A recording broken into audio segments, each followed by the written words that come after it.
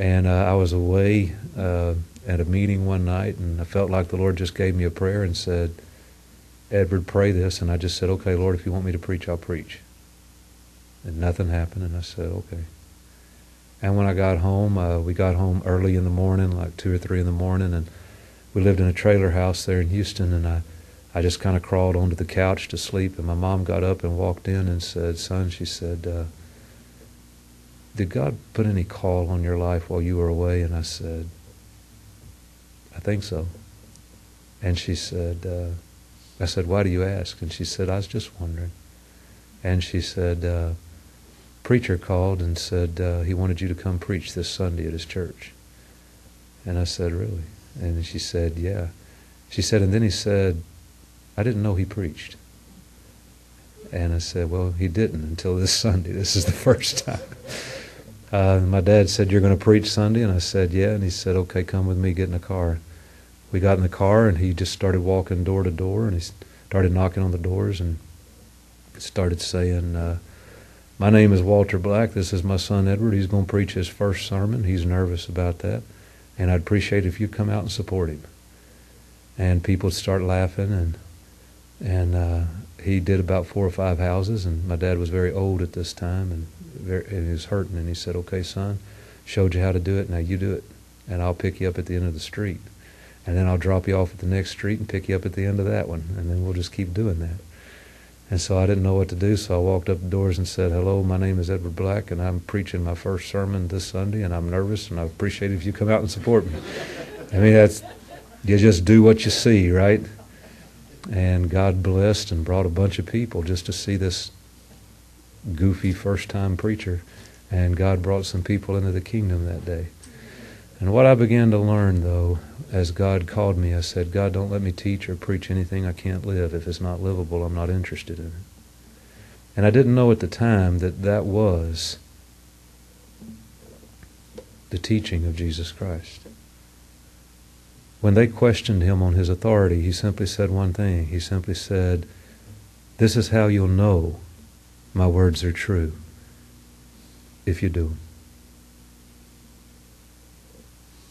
Those who keep my commands love me, and I love them, and my Father loves them, and we come and abide with them. And he said, the one who wants to do the will of God and puts my words into practice, he'll know my words are true. And so that's what I began to do in life. I began to go to the Bible, and I found out that the Bible is not hard to understand. It's just hard to do. And I came across some passages like in the Beatitudes where Jesus said, turn the other cheek. And I said, he didn't mean that. He couldn't have meant that. And I heard some preachers preach how Jesus said that, but that's not really what he meant. And you know why I didn't want to believe that? Because on the streets where I grew up, you don't turn the other cheek. You turn the other cheek, you're considered weak. Right? And God wouldn't ask us to be weak, now would he? But you know what the reality is? If you come up here and you hit me tonight, hitting you back ain't no problem. You know why? Because I like myself. And I don't like pain. And if you hurt me, hurting you back will stop you from hurting me again, right? In fact, there have been times in my life when you didn't even have to hit me first. Does that make sense? But when Jesus said, turn the other cheek, that takes a lot of weakness, doesn't it? Or does that take a lot of strength? That takes a lot of strength. I remember the time I took a job. My dad was dying. My mother had already passed. I had very small children. And I took this job as a foreman. I didn't know that they already had a foreman when they hired me as a foreman. And I didn't know that this foreman was one of the biggest, baddest guys in the whole county. And he used to go to bars just to beat up on people. And I didn't know that the boss was afraid to fire him. And so he hired me basically to fire him for him and take his job. I didn't know all that when I took the job. And I got there and the boss said, I just want you to work on the crew for a while and see how things go. Well, I saw the first day, this guy makes everybody do things because he beats them up if they don't do it. He rules by intimidation and fear. And then one day the boss calls us all in and he says, okay, he says, today there's been a change. Edward's now the foreman. You're not the foreman anymore. I'll see y'all. And he left. And we drove to the job site and I got out of the truck and the guy said, I looked at him and I said, you know, this stinks. And I said, listen, I said, knowing what I know about the boss and what he's doing now, I said, I don't plan to be here long. So if you want to hang around, he'll probably give you your job back. I said, but I've got a wife and some small kids I have to take care of, and so just chill for a while. I see how things are in this company, and give me time to find another job, and things probably go back to natural for you. And he said, that's fine as long as you don't tell me what to do.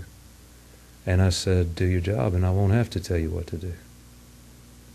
And he murmured some stuff, and he went on his way. And I remember I went to work, and I came up later, and all the guys were standing around the truck. None of them were working. And I walked up to the first one, and I said, time to go to work. And he said, tell him that. The other guy was standing on the other side of the truck, and I walked around the truck, and I said, time to go to work. And he said, blankety blank you, I told you never tell me what to do. And I said, and I told you as long as you did what I told you, as long as you did your work, I wouldn't have to. And he reached into a toolbox, and he pulled out a wrench, and he said, y'all call the ambulance. They're going to haul this man off today. And I lied, and I said, hey, I ain't worried about it. Do whatever you want to do. But I was very worried about it, because I was out of shape, and he wasn't. And I was thinking, I got one shot. I get that wrench, and I hit him till he don't move. And if I don't do that, I mean, at this point, it's him or me. One of us is going to the hospital today. And I'm standing there thinking about it, and he says to me, hit me. And I said, no. I said, you want it, you start it. And instead of hitting me, and this isn't a man that doesn't hit people, this is a man that hits people all the time. He takes the wrench and he throws it back into the toolbox and he stomps away. And I'm thinking, what is that? I don't understand that. That's not the way this guy operates. Well, a little bit later, he gets in the truck. We go back home, and that night I think about it, and I think, well, he's got all night to stew on it, and tomorrow we're going to fight. That's just all there is to it. I mean, he's going to think about it, he's going to get madder, and tomorrow it's on. And so I go back to work the next day, and we get in the truck. He won't even talk to me. There's a fellow sitting in between us, and he turns to the fellow in between us, and he says, you ain't going to believe what happened to me last night. And the fellow says, what happened? He says, well, I went in this bar, and he said, I was just sitting there minding my own business, drinking. And he said, two total strangers, biggest guys I ever saw in my life, walked into that bar, sat down beside me. He said they didn't even order a beer. He said they just grinned. And he said one of them just took his elbow then and just whacked me in the head. They both jumped on me and beat the devil out of me. And God spoke to me and said, son, he said, I got it. You trust in me, I take care of you. I got you. I got your back. I got you covered. I fight your fights for you. When I say turn the other cheek, I mean turn the other cheek. And isn't that what I did? Didn't I let them pull the hair out of both sides of my cheek? And didn't I let them spit on me? And didn't I let them curse me?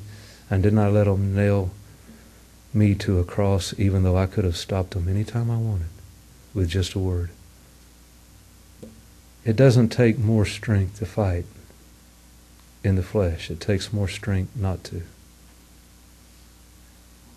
The Word of God is not hard to understand. It's just hard to do, because it requires a trust in a holy God.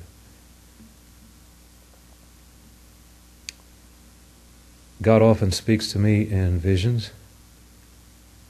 Or maybe not often, but several times He has.